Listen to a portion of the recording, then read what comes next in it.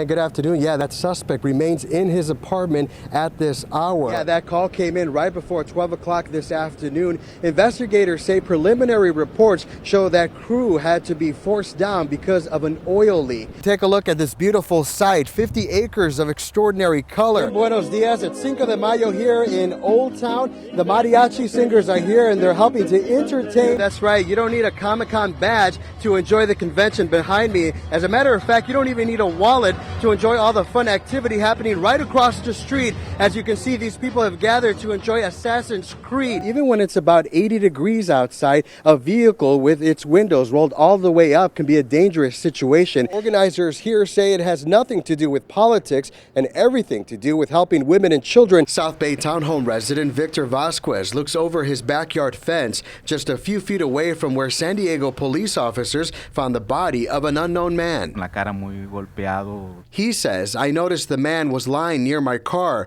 He was badly beaten and had blood all over his face. Homicide detectives say officers responded to a 911 call at about 9 a.m. Sunday. They found a man described as white and in his 40s with blunt force trauma to his torso. Sus pantalones sucios, así. He says the man was wearing an old dirty jacket. His pants were also dirty. He seemed as if he was homeless. Officers say medical personnel began life-saving measures, but the man was pronounced dead at the scene. It's a little scary, to go to bed at night and know that this happened just around the corner. The man died in parking spot 81-2. Officers closed off the entire parking area for close to 8 hours while they investigated. They just asked if, they described the person, and we say we've never seen him before, and that's about it. Neighbors describe the Bay Terrace community as calm with its share of problems, but nothing like this. I'd say it's an average neighborhood. It has its ups and downs and everything like that. Pretty much, it's pretty quiet, but there's still some things that go on around here. Homeowners say a security guard used to patrol the neighborhood.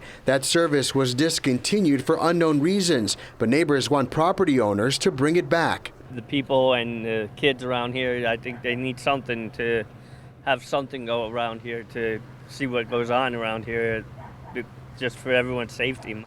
Encountering a shark in the ocean can leave anyone understandably rattled, but no need to panic on your next beach vacation. According to experts, the odds of being attacked by one of these guys, 1 in 11.5 million. Despite world champion surfer Mick Fanning's epic shark fight during a surfing competition in South Africa, experts say it's incredibly unlikely beachgoers anywhere, including in San Diego, will be duking it out with a shark anytime soon. These sharks, they're in their environment. They don't want anything to do with us. We're not their food. To avoid a shark attack, experts say avoid using the bathroom in the water because sharks have an extraordinary sense of smell. Sharks can also detect a drop of blood in several 100 million parts of water. Well, I know that don't be bleeding in the water because I'm also a spear fisherman. And when you catch a fish and that thing starts bleeding, the sharks definitely come around. Now, if you find yourself in the middle of an attack, experts say don't play dead. The shark isn't a bear. Try and use objects like a camera or a snorkel to defend yourself. Hit him on the nose. That's what I've heard a lot of people say. Try to hit him on the nose or poke him in the eye, but try to get away from him as quick as possible. According to experts, there were 72 unprovoked attacks last year, 3 of them fatal. From New Zealand and Japan to Spain, Australia had 11 shark attacks, and the United States had 52. Avoid sharks is to try to avoid the times when sharks are feeding the most, which is generally in the mornings or in the evenings. Experts say swimming backwards, away from the shark, and towards the shore is the best for survival. I've never been in that situation. I know getting on top of the board would probably be a smart idea. Now, in the unlikely event you do run into a shark in the water, remember, don't panic, and experts say to contact a lifeguard. You gather friends, family, and many young people from the past 60 years around Morley Field in North Park, where he practices and plays, inviting city and county leaders, and proclaim Saturday, May 16th, Joe Schloss Day in San Diego. Ball gets by him, if it gets by him, and runs up the line like that, then you're going to go, okay? It's the same advice Coach Joe Schloss has given to countless Little League players over the years. James, be careful, there's no outs. Always rooting on his players, the Mavericks, 1, 2, 3, run! and pushing them to be successful in anything they do. Come on, Andrew. You got to work a little harder. Let's go. You had him. At the age of 88, Coach Joe has seen it all. Nice play, Ava. Way to go. He began playing baseball when he was 8. Come on, Jimmy, squeeze. And spent most of the last 60 years coaching. It doesn't seem that long. It just, I guess it's because it's a good time. He's coached hundreds of games, mostly in North Park, the home of his popular sporting goods store he helped open in 1946. I always feel that there's a certain amount of comradeship about being on a team. There are pictures of his former teams displayed throughout the store, including pictures of those same players as children who now love the game as much as they do. I don't want to slow down because if you do, you feel like you're aging. On Saturday, May 16th, the city and county are proclaiming Joe Schloss Day in San Diego, a time to reflect on the impact Coach Joe has had on countless children throughout the years. I tear up about it a little bit. It doesn't happen every day.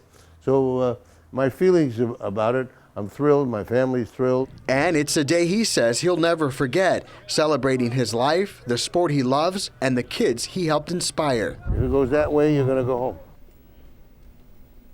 And the special ceremony honoring Coach Joe begins at 11:30 Saturday morning. The event takes place on the far southwest corner of Morley Field in North Park. I'm Carlos Correa, San Diego 6 News. Just coming off that win and another successful season, players from Sharp Edge continue to learn that wheelchair rugby is more than just a game. The community center in Oceanside attracts people beachside for relaxation.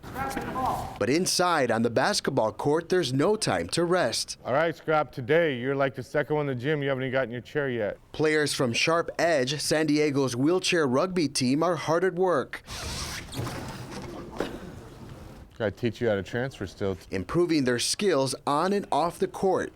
The first time I saw rugby, it's a little crazy to see people in wheelchairs just crashing, falling into each other, but you realize pretty quick that the chair is taking most of the impact. The game is a competitive one, but coaches say playing rugby in a wheelchair can also be a form of therapy for the men who are all quadriplegic. I didn't want to be treated like I was made of glass or too fragile, so there's a recovery period, but then you just want to get your life going and rage on. Yeah, being up this high isn't that bad. For player Howell Smith, a retired Navy officer who was involved in a car wreck 4 years ago, the road to rugby hasn't always been easy. I was like a horse with the reins. I was pulling, I was stubborn, but then I gave it a try and I kind of like it. Get it, Mark, get it, Mark. As a new member of the team, Smith is now seeing all of its benefits. Not gonna happen. I've been noticing like I'm able to stand a little bit more responsive. During the year, players visit San Diego schools and rehab facilities, showing people injuries don't have to put a limit on their love for sports. You're able to be around other people in chairs and you're able to learn from their experiences, have somewhere to go and have something to do with another group of, guys is always good. Now, although the season has ended, the team continues to practice on a weekly basis and raise money. A GoFundMe account has been set up to help pay for travel expenses.